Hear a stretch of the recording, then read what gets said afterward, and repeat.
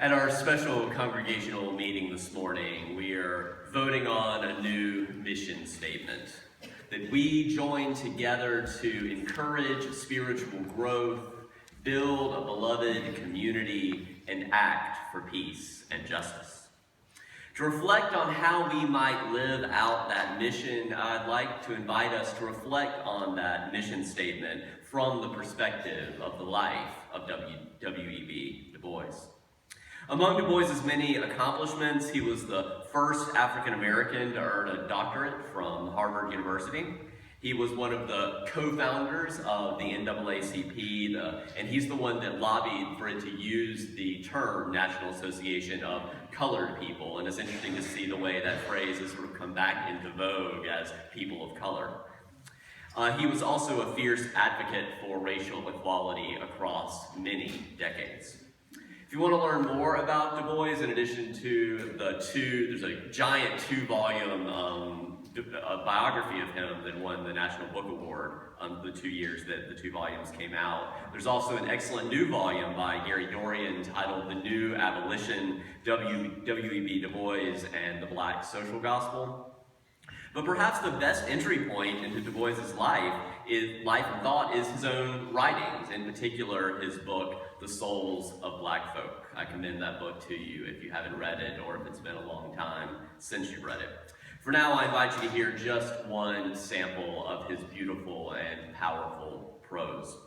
Du Bois wrote, "If in the heyday of the greatest of the world's civilizations, it is possible for one people ruthlessly to steal another, drag them helpless across the water, enslave them, debauch them, and then slowly murder them by economic and social exclusion until they disappear from the face of the earth.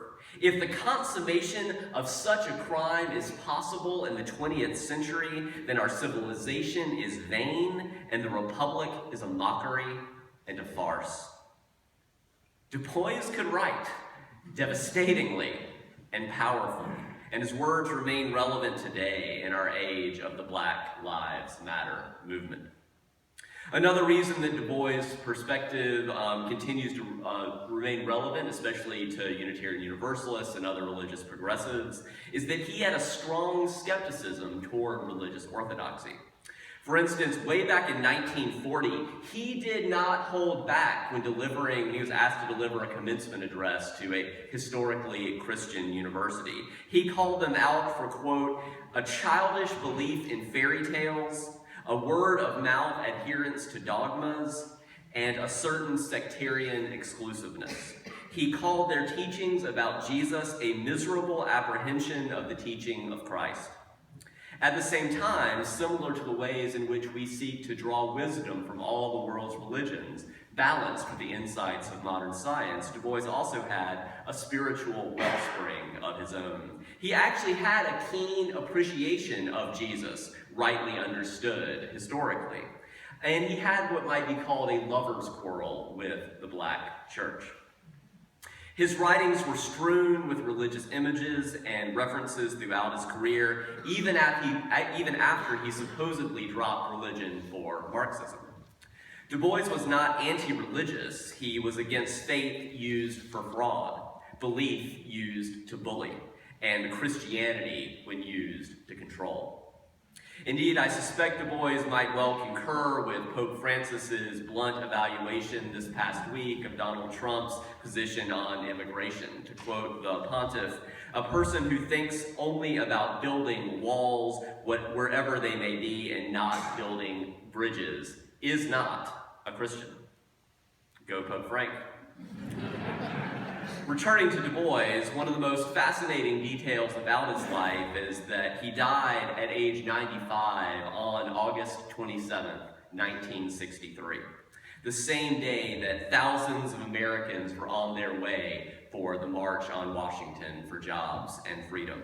In a highly symbolic passing of the torch, the day after Du Bois died, he had been the giant, along with Booker T. Washington, of the preceding generation's struggle for racial equality. That on the day the day after he died, the Reverend Martin Luther King Jr. took the stage in front of the Lincoln Memorial to deliver his "I Have a Dream" speech. Dr. King and the civil rights movement did not emerge out of nowhere. King and many of his allies were part of a much larger black social gospel movement. So that social gospel movement meant that the gospel is not just about your individual, fire insurance from hell, that it's not just about you, that the gospel is a social movement of changing our society. And it started long before King and his allies. And it helps periodically to step out of the trenches of working for peace and justice and take the longer view at how the work of one generation for peace and justice can often lay the groundwork, often in unexpected ways, for the generation to come. To consider what that might mean here at UUCF, I invite you to take a look at that insert to your order of service that's titled "Continuum on Becoming an Anti-Racist Multicultural Institution." When I first signed up for an anti-racism workshop more than a decade ago, this continuum is one of the parts of the training that most stood out to me. As with many open-minded, curious, progressive people, it's relatively easy for me to intellectually begin to see the differences between individual racism, just people's personal prejudices, and institutionalized racism, the more insidious bias that's woven into our criminal justice system, into our educational system, and into many more aspects of our society. But I've become increasingly aware that changing the minds of individuals is only the first step in the very long journey of more systemic efforts of dismantling institutionalized racism. Studying this chart over time has led me to celebrate how far we have already come, thanks to Du Bois, thanks to King, thanks to so many others, but also to recognize how far we have to go and to see some of the steps that it might take to get there.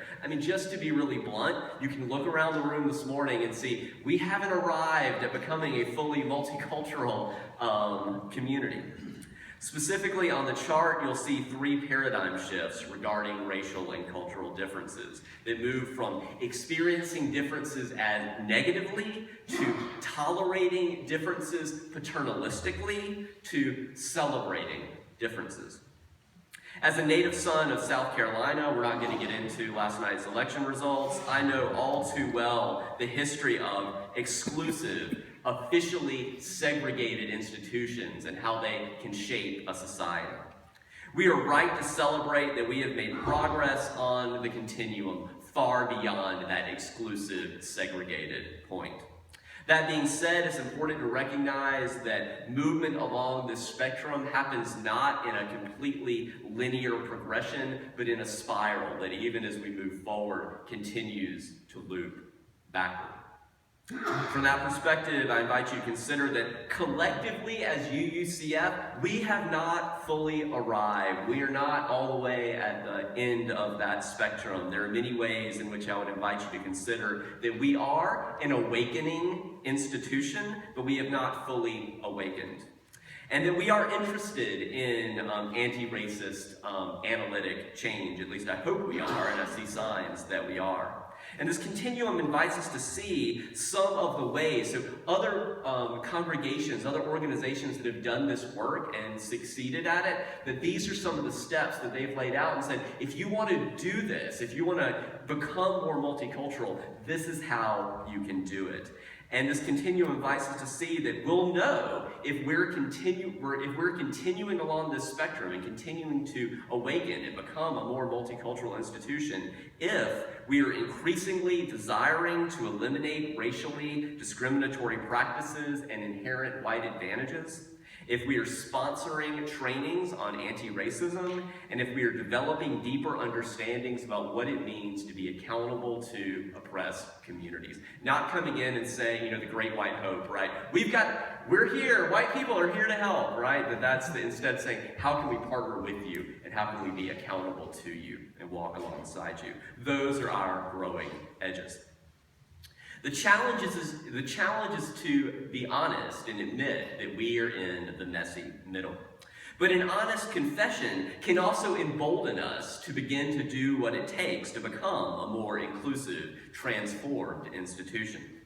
Looking at a few more bullet points on the continuum, we will know if we are making progress, if we are beginning to intentionally redefine and restructure and act upon anti-racist perspectives on all levels of our internal and communal life, if we are building clear lines of accountability to oppressed communities at all institutional levels, and if we are auditing and restructuring our institutional life for full participation by people of color, including their worldview, culture, and lifestyles.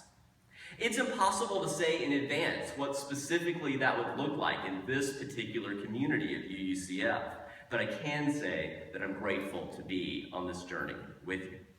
In the words of one Black liberation theologian, set your pace as if you are going to be doing anti-racism work for the rest of your life.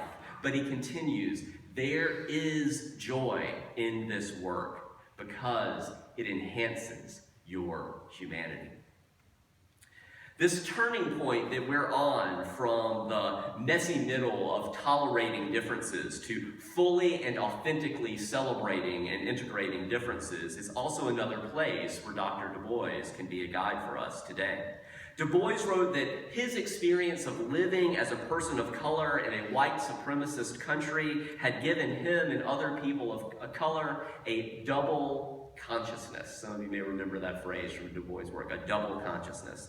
In the spoken meditation, Danielle described a similar double consciousness of growing up female in a sexist culture. Likewise, there is the double consciousness of the closet for many lesbian, gay, bisexual, and transgender folk. There is a similar double consciousness of growing up with a disability, as people that are living with disabilities in an ableist culture. Du Bois wrote that his experience of double consciousness emerged from being forced to look at himself through the eyes of others, of measuring one's soul by the tape of a world that looks on in amused contempt and pity.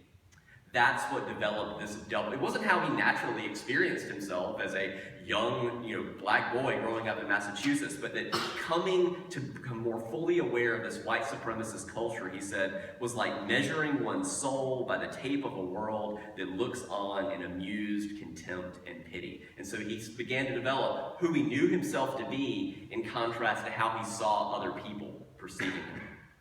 Du Bois's transformative response was not to hide the black part of his double consciousness, to take it out of the closet and be out and proud about it, but instead to hold up those cultural and racial differences in tension with one another. Memorably, one example in the Souls of Black Folk, Du Bois began each chapter with a double epigraph, pairing Negro spirituals with verses by Byron, Schiller, Whittier, Elizabeth Barrett Browning, Swinburne, Tennyson, and others. In a racist and segregated society, Du Bois was asserting the equivalency of black culture with white European culture. That's one of the many ways that he helped set the stage for Dr. King and others to follow. Today we call this practice of double consciousness intercultural competency. You can go to trainings and anti-racism and intercultural competency. It's that ability to move in and out of different cultural worldviews, to build bridges between cultures, and to integrate cross-cultural perspectives. The invitation is to see through other people's eyes, to develop a double consciousness, a triple consciousness, a quadruple consciousness, and more. And that I'll say, just speaking for myself, I have experienced a joy in that work. I know that I am a better and happier and more fulfilled and more connected human being for becoming a feminist, for doing anti-racist work, for doing LGBT advocacy work, for working on advocating for people with disabilities, living with disabilities. And I think the opposite is also true, that when I look out and see people on our public stage living out a white supremacist capitalist patriarchy perspective, I see them diminishing the humanity of other people instead of becoming more fully human themselves. To give you a recent example of what I mean, let me say two sentences that you will rarely hear come out of my mouth. Let's talk about the Super Bowl, and let's talk about Beyoncé. In general, I'm not a big fan of the Super Bowl or Beyoncé. They're both, people always tell me, you should watch the Super Bowl for the commercials. The commercials? I canceled, cable more than a decade ago because of my deep and abiding loathing of commercials. So I'm supposed to watch the Super Bowl for the commercials? Like, how deeply perverse is that? I don't know, it's never gonna but I'm very interested in Beyonce's Super Bowl halftime performance this year. I watched it later, just for that clip. Super Bowl 50 was held in the San Francisco Bay Area, I'm told. But it was not the 50th anniversary of the Super Bowl that interested Beyoncé. That was not what she was interested in celebrating. By outfitting her backup dancers in black leather and in Black Panthers style berets, Beyoncé reminded the nation that the Super Bowl stadium was less than an hour's drive from Oakland, where 50 years ago the Black Panthers were formed. Backstage, her dancers were prominently photographed with their fists raised in the Black Power salute and holding a sign that read, "Justice for Mario Woods," who, although armed with only a knife, was shot dead in December by police in San Francisco, this year's Super Bowl host city. To set the stage for this demonstration, Beyoncé released a powerful video the day before the Super Bowl titled "Formation."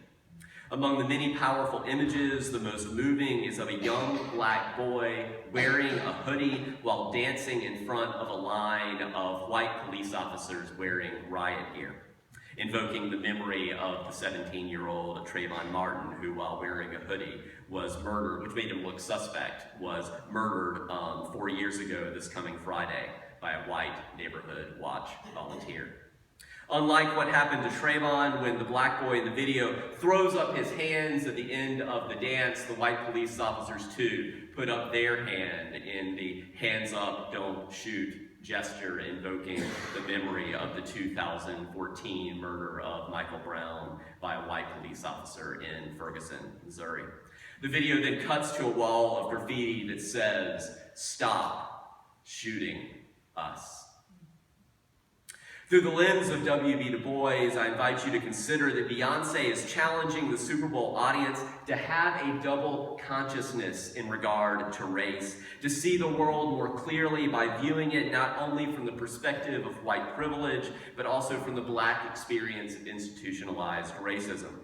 There's a lot more to say from the unconscious or perhaps conscious racism behind the protests about whether President Obama has the right to nominate a new Supreme Court justice, to the hashtag Oscars So White protests that will be coming to a head next Sunday. But for now, as I've been reflecting on our proposed mission statement, two next steps occur to me if we want to take seriously the challenge of living into these goals, to encourage spiritual growth, to build a beloved community, to act for peace and justice. These steps may or may not be the ones we decide to take because we have to decide and discern together. But either one could be a strong catalyst for making progress on turning our dreams into deeds. The first step might be hosting an 8-session workshop here at UUCF next year titled Beloved Conversations. This curriculum was designed by a professor at Lombard, one of our two UU identity seminaries, that when the first African-American president of the UUA retired from the presidency and went to be the minister of UU Portland, which is our largest congregation on the West Coast, everyone kept telling him, we want to do anti-racism work. And he's like, I came here to be your minister, not just your person of color. And so he called a professor at Lombard and said, design us a curriculum. And so now this curriculum is being shared more widely. It was designed to facilitate healing conversations about race and identity. That doesn't mean they're not difficult and hard conversations, but ultimately intended to be healing. A second step might be recruiting members and friends of UUCF to attend next year's annual Leading Edge Conference in New York City. If you're feeling especially motivated this morning, the next Leading Edge Conference, the 10th annual, next year will be the 11th annual, is April 15th through 17th. So there's actually still time to sign up if you would like to go there 2 months from now. The focus of this conference is preparing ethical leaders for a just society. And I've heard many UU congregations report transformative results when significant numbers of their congregation, even just a critical mass of core people, attend this conference, which networks activists, analysts, preachers, poets, prophets, teachers, trainers, and writers. Closer to home, there are at least 3 anti-racism events or trainings happening right here in our, in the DC metro area in early March. So you can look at that. Google Joseph Priestley District UUA or email me. I'm glad to send you information about that. Or our friendly forum this morning, right here in room 113, will be on the Black Lives Matter movement. So I encourage you to consider attending that if you're able to stay for the hour after this service. Again, I'm grateful to be on this journey with you. For now, I'll close with these words from Peter Morales, the first Latino president of the Unitarian Universalist Association. Peter writes, "My dream for Unitarian Universalism is that we confess that we do not have all the answers. We need to admit that this is hard work. That anti-racism is as rigorous a spiritual discipline as we will encounter. But we not only have gifts to give each other, we are gifts to each other. And our journey toward wholeness has just begun. We are not sure of the way, and we have lost our way in the past, believing that our destination was in sight and easily reached. We were a bit arrogant and a bit naive. But we're wiser now, and we know that we will not get there soon, and we know that we need to walk together and to walk humbly. But come, let us make that journey together. One step at a time, paso por paso, hand in hand, mano a mano. Come, let us leave no one behind, because together we can make this journey. Come." As we begin to reflect on where we find ourselves in this journey toward wholeness, I invite you to rise in body or spirit as we sing together the first verse of hymn 149, "Lift Every Voice."